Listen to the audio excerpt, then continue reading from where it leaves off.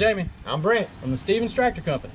And in today's informational product video, we're going to be checking out another row builder. It's our lighter duty version. Has the smaller toolbar, still 60 inches long, with 2x2 square inch tubing.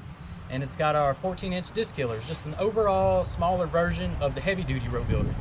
This unit is great for you guys with smaller tractors from about 12 to 35 horsepower. Builds great rows. It, like our larger version, is adjustable width and height wise to accommodate the different heights of your plants. You can also use it to lay dirt back by on your plants after fertilizing. Yep.